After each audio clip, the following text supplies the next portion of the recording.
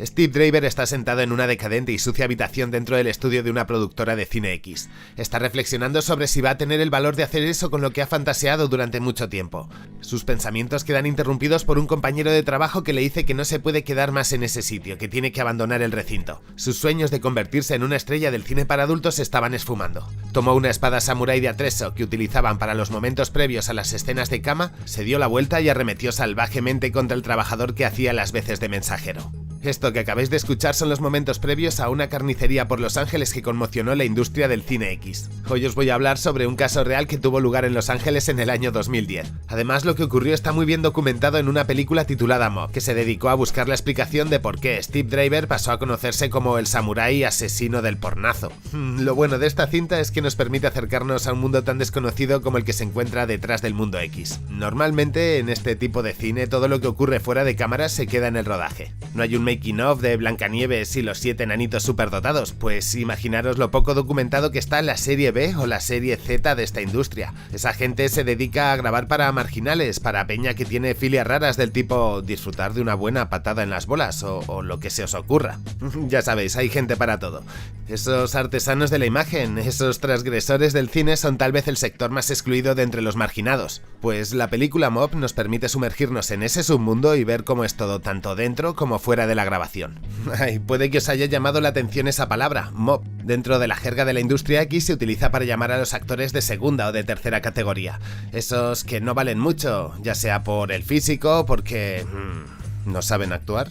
Son los que se encargan de hacer las escenas decadentes, humillantes o enfocadas a cubrir los vicios más turbios y oscuros. Pero tampoco os imaginéis a un stuntman del cine X, preparado para tragar lo que sea, sino más bien miradlo como peña desesperada adicta al sexo que ve una oportunidad de tener relaciones y además sacar dinero por ello, con lo que sienten que están viviendo una especie de sueño americano. Para poder entender mejor el valor y el significado de Mob, creo que es buena idea mirar a los orígenes de esta profesión.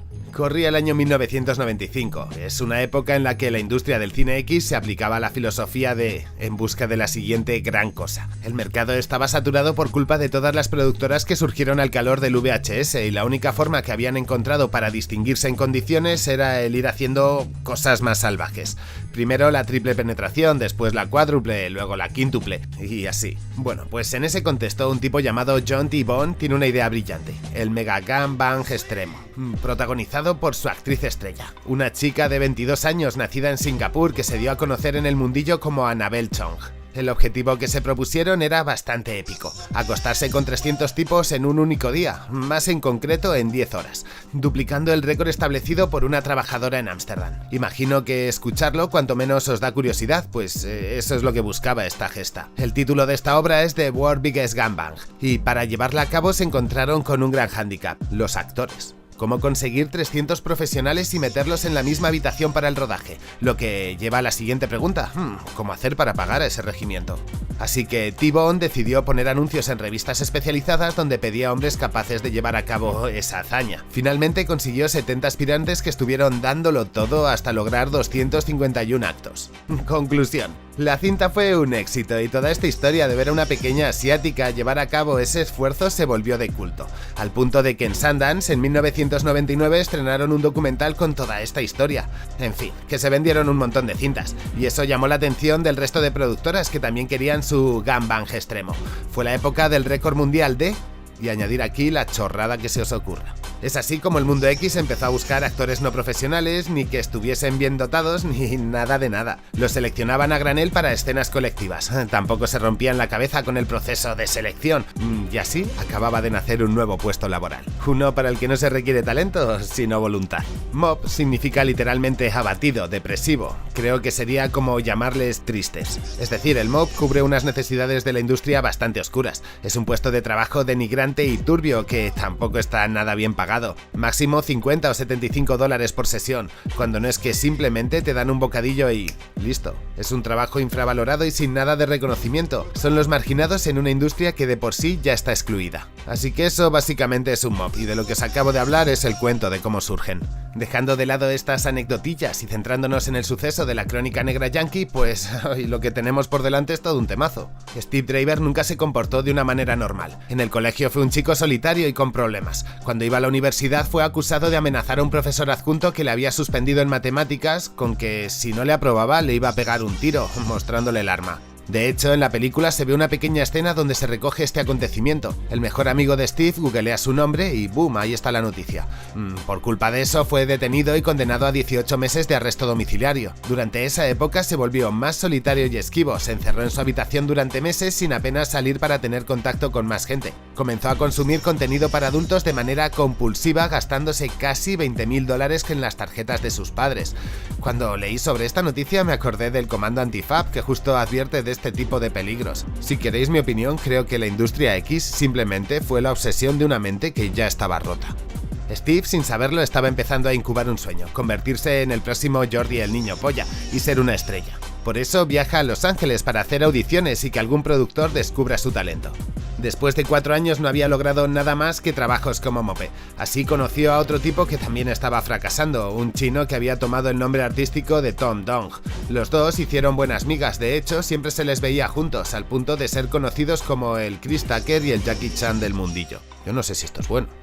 Intentaron apoyarse como compañeros para ver si así tenían éxito, pero solo consiguieron que una productora llamada Última DVD les diese alguna que otra pequeña oportunidad. Por pena, el dueño les hizo un hueco dentro del estudio de grabación para que viviesen a cambio de limpiar, recoger, llevar la página web y ocasionalmente obtener papeles fugaces en las películas de dominación femenina. Estudié esto último, son tipas alemanas con pintas de partirte la cara y que no paran de meterse contigo y tu familia. Pero ese no es el tema, todo bien con eso. Si para mí lo interesante es que os podáis imaginar el nivel de decadencia vital en el que se encontraban inmersos estos dos tipos. Más que por los trabajos que hacían, desde mi punto de vista el problema estaba en sus condiciones de vida. Y pensad en esto, para el jefe eran un único ser, formaban parte de un mismo paquete. Les entregaban las escenas que nadie más quería y llevaban un año viviendo ahí sin cobrar nada, solo a cambio de permanecer en el sitio. A favor de la productora puedo decir que intentaron probarlo y ver si realmente se escondía un semental. Tuvo un papel muy relevante en una parodia X sobre Sarah Palin y Obama, donde interpretaba el papel del presidente, pero no debió convencer a nadie y volvió a su puesto de mope. Después de eso, en un intento desesperado por distinguirse del resto de mob, se le ocurrió una brillante idea: manos de monstruo. Y consistía en eso, en ir en pelotas con unas manos de monstruo en sus escenas. El objetivo era llamar la atención y ver si así le fichaban. Nunca nada funcionó. Intentó colarse en fiestas donde no tenía invitación, quiso hacer una distribuidora, grabó alguna que otra escena con el equipo de Última DVD sin su permiso, pero no conseguían levantar cabeza ni salir del duro y oscuro mundo del mob. La peli trata sobre la cara B del sueño americano. Estamos acostumbrados en el cine a ver a personajes que logran sus objetivos, que luchan y que eso da sus frutos, o en el caso de no dar los esperados, si al menos tienen un crecimiento espiritual, materialista o lo que sea. Algo importante para que esta sociedad se sostenga es mantener viva la idea de que el sueño americano está al alcance de todos, pero realmente son muy pocos los que llegan a cumplirlo. Gran parte del cine de Hollywood nos habla de los vencedores, del éxito, de la fama, de cómo aquello que tienes en la cabeza se puede lograr. Que en España la reina antes fuese una presentadora de las noticias salida del populacho no significa que cualquiera vaya a ser princesa. Muchas veces conseguir el sueño americano es más una cuestión de suerte, oportunidad o haber estado en el sitio adecuado. A día de hoy la gente sigue creyendo en estas fantasías. Bastantes chavales que viven en barrios y forman parte de familias que apenas llegan a fin de mes sueñan con ser grandes tiburones de las finanzas y se pondrán a defender a capa y espada lo importante que es que desaparezca el Estado para que los ricos no sufran su presión y así vivamos en el país de la piruleta. En su cabecita, en el fondo, imaginan que tarde o temprano dirigirán una gran empresa o directamente un conglomerado de ellas. Si no, no puedo entender por qué defienden modelos socioeconómicos que van en contra del grupo social al que pertenecen. Aunque bueno, si lo pensamos un poco, lo de que los jóvenes quieran vivir una versión rara del sueño americano tampoco es nuevo. Y eso le pasa a los protagonistas de Mob. Se imaginaban siendo Ron Jeremy, conociendo mujeres, estando de fiesta, teniendo mucha tralla y haciéndose millonarios en el camino. No tuvieron en cuenta que ese recorrido es solo para unos pocos muy privilegiados. Y tal vez estéis pensando, qué gilipollas caer en eso. Pues hace un año leí una noticia que decía que el 90% de los streamers en Twitch emiten para 3 o menos espectadores. Toda la ilusión de estos críos, su creatividad y su trabajo está enfocado en ser como es otra persona. No quieren ser originales ni tener una identidad propia, solo quieren ser un clon. Cuando yo era más pequeño, la chavalada quería ser Beckham, ahora quieren ser Ibai. Aunque parezcan ejemplos diferentes y que se dedican a otras cosas, en ambos casos los niños quieren ser lo que representan esas figuras, y es lo mismo, el centro de atención. Ya ni siquiera quieren ser los mejores, solo les interesa el foco. Las visitas. Con Ibai aún se hace más paradigmático todo esto. No es ni el mejor gamer ni el tipo más divertido y de veras, yo no estoy discutiendo que sea un tipo carismático, con don de gentes y con imaginación para hacer proyectos. Si está ahí es por algo. El tema no es Ibai, sino qué tiene en común con Cristiano Ronaldo para convertirse en lo que todos los niños quieren ser. Y no es porque destaque en algo, sino porque consigue la atención de quien quiere. Y eso es en esencia gran parte del sueño americano. No es tanto una cuestión económica como de éxito social. Vivimos en una sociedad anónima que nos despersonifica y que nos trata como a números. Nuestra identidad no vale nada, y ese sentimiento de vacío, de que da igual estar que no, es bastante común. Somos animales sociales que en sociedad se sienten solos, y de una manera subconsciente la mente quiere arreglar eso.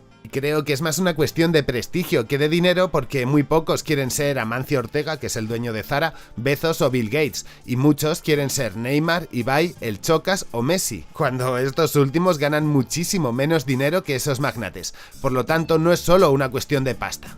Es decir, el sueño americano, aunque nos venda esa faceta materialista, nos acaba convenciendo en el interior, gracias al prestigio social que te puede dar. A veces la vida está cargada de casualidades y mientras estaba preparando este vídeo alguien de la comunidad me mandó un tuit con estas declaraciones. Que se considera que la pornografía trata de sexo cuando la mayoría de la pornografía más vista lo que está mostrando son situaciones de violencia sexual. Bueno, pues aquí está la entrada del discurso neorreaccionario dentro de las corrientes feministas, y además lo hace con unos argumentos que ya se han desmentido para otras cosas. Los niños no se ponen a pegar tiros en clase porque jueguen mucho rato a GTA o a Fornite.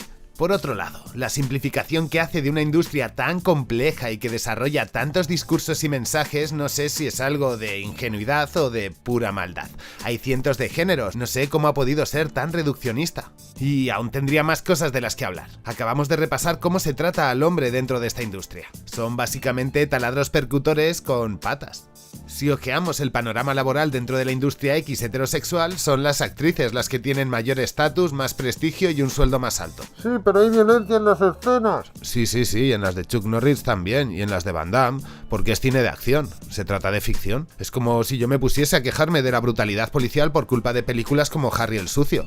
Y dijese cosas del tipo, no, es que el guardia abusa porque ve mucho Harry el Sucio. Si lo hace es porque siente impunidad, es malo o lo que sea. Aunque la mejor parte es el cierre, bueno, no sé si decir la mejor parte está bien dicho. Pero es alucinante que la conexión que haga entre cine X y violencia es que hay un vídeo que tiene 200 y pico millones de visitas. Lo primero, esta chica tiene muy poca idea de hábitos de consumo, o por lo menos no se ha preocupado en estudiarnos. El 99,9% de las veces que alguien entra, elige el tema que le apetece y se va a los últimos 2 o 20 vídeos que hay subidos. Rara vez se pone a buscar algo en particular. Si resulta que el vídeo que dice es el más visto y no lo es otro, probablemente tenga que ver con el algoritmo, el posicionamiento o simplemente la suerte. Si en vez de haber traído un dato aislado, ojeásemos los 50 principales vídeos de una página de estas y resulta que 20 sí que van del tema, podríamos decir que sí, que hay una afición real a consumir ese tipo de contenido. Pero eso solo nos diría que hay un género predominante y poco más. Al igual que ocurre con el cine convencional, el X tiene cientos de géneros, lo mencionábamos antes. Por eso Steve Driver aparece en los vídeos donde el humillado era él. Pero ¿qué? ¿Estás loco? ¿Cómo dices eso después de contar que Steve Driver se volvió loco de ver porno? No, Peña, ese chico ya estaba mal y había dado muestras de ello antes de obsesionarse con la industria. Eso sí, es posible que una mala científica social como la que acabamos de escuchar utilice de manera deliberada y descontextualizada este caso para llegar a las conclusiones que de antemano tiene en su cabeza. Claro que existe un problema con las violaciones callejeras, pero si alguien señala que la culpa es de Zara por hacer minifaldas, pensaré que es un troll y que está proyectando sus prejuicios machistas en su análisis. Lo mismo pienso de esta chica, pero al revés. Yo voy donde la catedrática que llevó mi proyecto final de carrera y le digo que mi tesis se sostiene en una noticia que he leído por ahí sobre un hecho aislado y ¿sabéis a dónde me manda? Volviendo con Mope. La cinta nos presenta y nos describe este submundo de una manera excelente. No se corta a la hora de mostrar la decadencia y el rollo amateur que envuelve esta cultura, lleno de personajes marginales, oportunistas y gente sin escrúpulos. La mayoría de los actores que aparecen en este metraje son mobs reales. El tema es que el director de la película, Lucas Haynes, había logrado el contacto de la productora que tuvo a Steve Driver viviendo en sus instalaciones durante más de un año. Y le invitaron a pasarse por allá para conocer el sitio y a las personas. De esta manera entró en contacto con varios mopes que acabaron trabajando en su film. De hecho, también visitó el verdadero estudio de Ultima DVD, donde había pasado todo. Gran parte de la peli se rodó ahí. Bueno, pues pasados 7 años, cuando estaban documentándose para realizarla, visitaron el plató principal y aún tenía las salpicaduras de la sangre de Tom Dong por las paredes. Ese es el nivel de pasotismo del sitio. Otra cosa que me llama mucho la atención y que habla de los pocos escrúpulos de Ultima DVD es que aprovecharon todo el boom mediático para reeditar varias escenas que tenían de Steve Driver y que habían descartado porque son malas. Todas estas las añadieron en una cinta que titularon Porn Samurai Killer, en un intento bastante rancio de sacar beneficio del suceso. Para llevar a cabo la película Mob, el director no solo se documentó visitando espacios y entrevistando a los testigos, accedió al entorno familiar de Steve, que le entregaron unos diarios donde estaba explicada todas sus vivencias y reflexiones, e incluso pudo acceder a un manifiesto de 18 páginas donde explicaba los motivos de por qué perdió los papeles. Por si queréis saber cómo termina la historia, tras acabar con la persona que le dijo que se pirase, los gritos llamaron la atención de más gente, entre ellos el de su mejor amigo, Tom Dong. Cuando lo vio, lo destruyó a catanazos y continuó persiguiendo a todo aquel que se encontraba en su camino. Incluso intentó atropellar al dueño de la productora cuando este estaba saliendo del recinto. Después de la carnicería, Driver se escondió durante 4 días hasta que la policía de Los Ángeles dio con él. Lo localizaron y lo tuvieron acorralado durante 7 horas en un acantilado y ya, de tanta presión, terminó saltando. Las imágenes fueron grabadas y transmitidas en todos los medios de comunicación y de repente su nombre estaba en boca de todo el mundo. Había logrado su objetivo de ser conocido. Y no solo eso, ahora sí, su cine se miraba. El precio de la fama no siempre se paga en dólares. A veces me dicen, mira, se parece a Jacques Brel, estás en la Filmo y nos vemos en los vídeos.